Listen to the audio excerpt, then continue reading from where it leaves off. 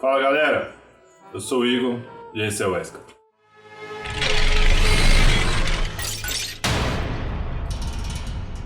Hoje nós vamos falar de um livro muito especial, um clássico. Tão especial que eu estou com uma roupa especial.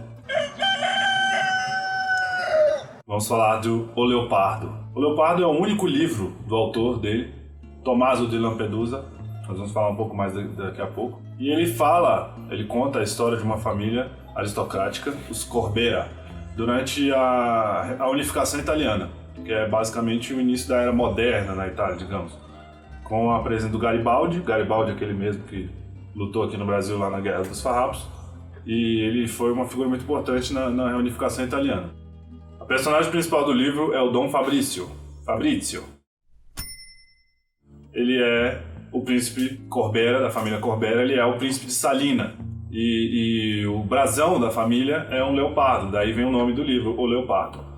E segue a velhice, né, do Dom Fabrizio e como ele lida com essa final dos tempos áureos da aristocracia, da qual ele faz parte, e o início desse novo tempo, esse tempo da burguesia, né, que ele vê com um olhar um pouco reticente, porém não rivalizando.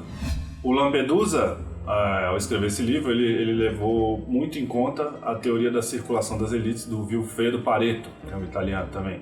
Sim, é aquele Pareto do ótimo de Pareto.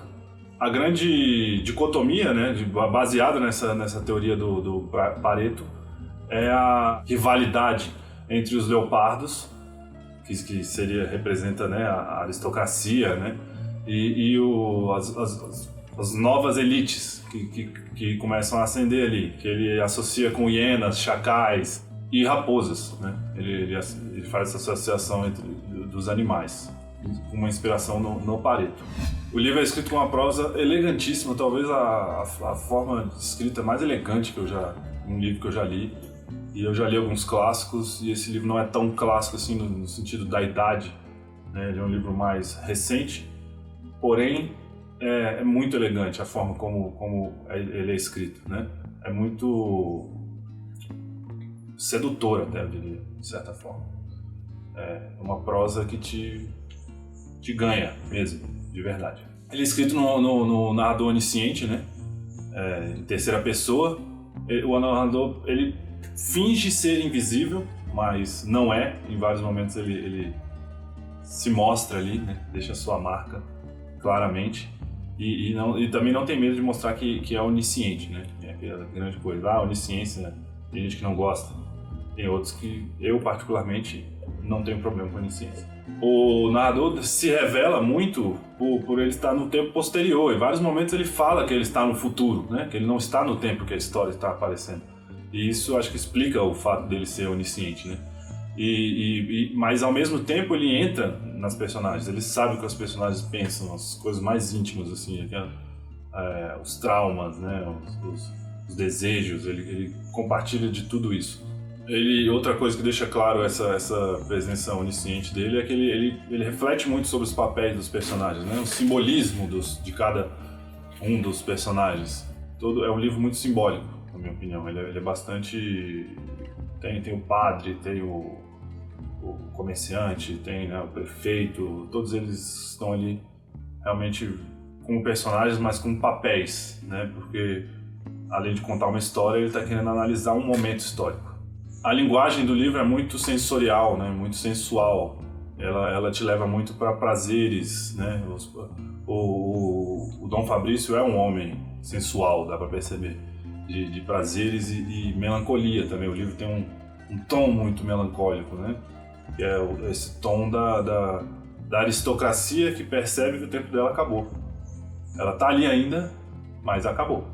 E ele olha para o futuro da família, dos filhos, do sobrinho e fica refletindo e pensando, e aí? O que será deles agora? O que será de nós, dos Corbera agora? O que será do Leopardo agora? Por isso, a temática principal do livro é justamente essa decadência da aristocracia, né? A aristocracia que começava a... Em outros lugares da Europa, eu acho que a decadência aconteceu mais rápido. Na Itália foi um lugar que ainda demorou um pouco para esse conflito acontecer, né? Simbolicamente ocorreu nessa guerra de reunificação. Não à toa o livro é posicionado nesse momento. E ele mostra bem essa relação, né, da burguesia que sobe e da aristocracia que desce. E de como um vê o outro e de como um, de certa forma, necessita do outro, né? A gente tem, muitas vezes, quando a gente é ensinado a essa transição histórica, fica parecendo que existia uma certa rivalidade entre os dois grupos, né? O livro mostra que não é bem assim, né? Um grupo vê muita vantagem no outro. Digamos que um quer ser o outro, sem deixar de ser a si mesmo, né? de ser parte do seu grupo. Então, a família Sedara representa essa burguesia e ascendência. Eles são, né, como o próprio príncipe define, o Don Titio, uma hora, muito rico, muito importante, mas sem nenhuma classe. Né? É assim que ele vê. Que é o contrário dele próprio, cheio de classe, cheio de muito tato social, muita influência pessoal, porém, né, o poder dele já praticamente acabou, a família está vendendo tudo, aquela coisa mesmo de decadência mesmo, né, de uma família que já foi muito grande.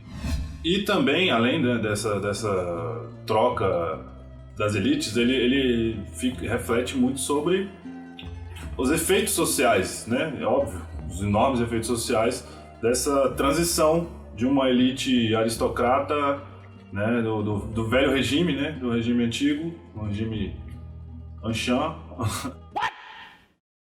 do velho regime, e do moderno, né, o moderno capitalista, né, super produtivo e, né, essa nova visão.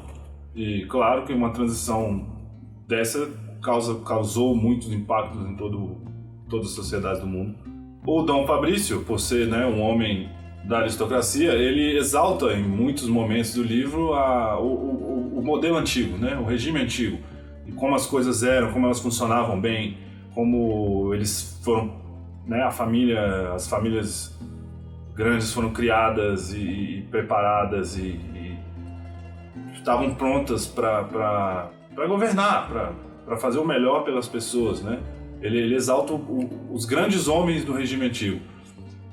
Mas ele não deixa de criticar os homens fracos. Na hora que ele começa a refletir sobre o porquê dessa transição, né, ele culpa muito a fraqueza dos homens que estão lá, ocupando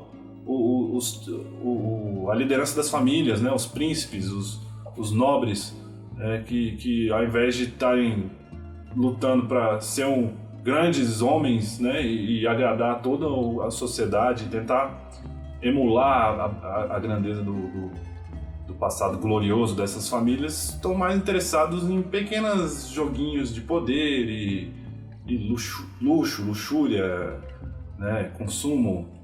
E ele reflete e critica muito isso. Ele, de certa forma, compreende o porquê da transição está acontecendo, apesar dela entristecer ele muito. Ele ironiza muito o clero, né, que é parte muito importante do regime antigo, e ele mostra muito... O livro é muito delicado, né? Ele é muito, sabe, ele faz indicações sobre as coisas, mas de uma forma muito tranquila, não tem, sabe, realmente uma obra-prima, assim.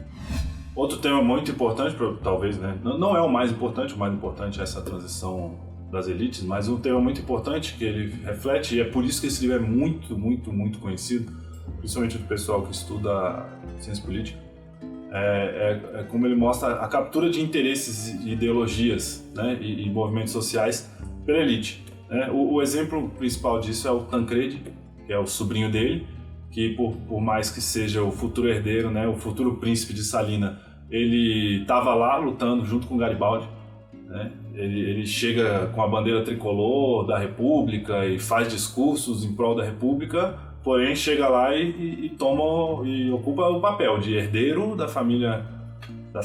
Ele vai ser o futuro Leopardo e ele tem uma visão de oportunista, né? De um cara que está ali, ele quer manter o que a família teve, só que ele entende que as coisas precisam mudar para que elas se mantenham. Ele quer aproveitar esse movimento, aproveitar essa nova república que está nascendo para garantir que a família vai continuar sendo forte, que ele vai herdar algo que não só um nome e um brasão que não vale mais de nada. Por isso, ele trata rapidamente de casar com a filha do Dom Títio, né?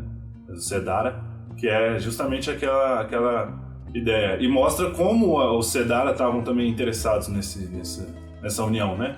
Que é a união perfeita, né? Ia juntar o dinheiro com a tradição, né? Que aconteceu em vários lugares. Apesar dessa visão de que, né, um precisa do outro, o livro demarca várias vezes essa dicotomia, né? Essa diferença, em alguns momentos, gritante entre a nobreza e a burguesia, né? E mostra um sendo culto e refinado e o outro sendo mais tosco e extremamente agressivo, né? Na busca dos seus interesses. Não tem mais aquele modelo, aquelas regras sociais tão fixas, aquele que por exemplo, o príncipe mostra bem, todas as regras que ele precisa cumprir, todas as coisas que ele precisa, né? Tem muito mise-en-scène, né? Ele precisa, né? A gente sabe como são... qualquer um que vê, por exemplo, uma entrevista do príncipe aí, do príncipe herdeiro do Brasil, você vai ver como é a postura que um nobre precisa ter, né? E o capitalista não, o capitalista é o cara que, né? O self-made man, que está correndo atrás ali meio que sem moral, a ética é flexível, né? Aquela coisa... E o livro mostra isso bem também. Reflete muito sobre isso. Outra característica é a ideia do leopardo e dos chacais, né? Dos chacais, das raposas, que são essas novas elites que estão crescendo, que fazem tudo a qualquer custo, né? São elites, de certa forma, né, que seguem aquele ideal maquiavélico, né? Que os fins justificam o meio. E muitas dessas figuras que aparecem no livro representam a máfia italiana que estava começando a crescer. O livro se passa na Sicília, né? Eu esqueci de falar. E que é o berço da máfia. Então, muitas dessas figuras que vão se tornando muito poderosas, eles estão dispostos a fazer meio que qualquer coisa para manter esse poder. E é meio que ali onde nasce a ideia da máfia. E é curioso pensar que a máfia nasceu ali junto com a burguesia, né? Bom, não tão curioso assim. Com isso, né, o livro mostra o aparecimento dessa nova elite, que é meio que uma fusão das duas, né? Ela tem todo esse refinamento da nobreza e toda a sagacidade e a vontade de se dar bem, de conseguir os seus objetivos, se dar bem não, de conseguir os seus objetivos, e muito dinheiro da burguesia. E quem representa isso muito bem é a Angélica, né, que é a personagem que se casa com o Tancredi. Ela é considerada, em certo momento, não ser um bom pai. Ela é muito bonita, né? Não sendo um bom pai para ele, porque não tinha modos, mas ela mostra rapidamente depois do casamento que ela tá que ela é filha do pai dela. Ela tá ali para chegar e conquistar e ser realmente a figura do futuro da família. Outra coisa que o livro também trabalha muito é essa relação entre o comportamento das pessoas e o clima da Sicília, né? Que é um clima um pouco inóspito, né? Um lugar seco, né? Tem umas épocas de chuva. Eu não conheço lá, mas pelo que você lê, sempre assistiu Poderoso Chefão, né? Você vê que é um clima um pouco inóspito. Para quem eu sou aqui do DF, eu acho que de certa forma lembra um pouco aqui o nosso clima. É muito seco durante uma época do ano e chove demais na outra. Isso, sem dúvida, influencia muito no comportamento das pessoas. E o livro tenta mostrar isso, né? E mostrar que a Sicília é um povo muito antigo, que já foi, né, subjugado por vários impérios. Eles falam sobre isso desde lá dos cartagineses, dos fenícios, romanos, e uma sequência enorme de governantes que chegaram lá e dominaram. E as pessoas de lá meio que estão nem aí, né? Eles estão meio que nem aí. Quando o Garibaldi chega, ele é só mais um, é o último de uma linhagem enorme de conquistadores que vem aqui mandar na gente, mas não vai fazer muita diferença na nossa vida, porque eles estão mais ligados àquela terra, aquele clima, né? Aquela vida. O autor, né, do Leopardo é o Giuseppe Tomasi de Lampedusa. Ele era príncipe de Lampedusa, ele realmente era um príncipe. Ele foi o último príncipe da família, porque ele não teve filhos, então acabou com ele a linhagem. E ele mesmo dizia que esse foi o único livro dele, ele ficou a vida inteira escrevendo esse livro, ou começou a escrever depois de velho, mas ele era um cara que prezava muito pela arte, literatura, né? E pelo refinamento cultural. E ele escreveu esse livro aqui baseado, segundo ele mesmo, na história do bisavô dele, né? que é o Dom Fabrício. Não acho que era esse o nome dele, mas é inspirado claramente em figuras da família dele, né? Então é uma história real sobre a família Lampedusa, talvez. Não totalmente real, né? Nenhum livro é totalmente real. Todos os livros são ficcionais, principalmente aqueles que dizem que são totalmente reais. Esses são os mais ficcionais. Então é isso aí, pessoal. Leiam o Leopardo, leia essa porra, tá? Não deixe de ler essa porra, esse livro é muito bom. Vocês vão ter acesso a uma prosa, assim, única. E eu tenho essa versão aqui da Abricultural, ó. Esse aqui era vendido em banca de jornal na década de 70, 80. Então tem muito em sebo, você consegue encontrar baratinho e vale muito a pena, muito a pena. Leiam essa porra, porque esse livro vale muito a pena. É isso aí, até a próxima.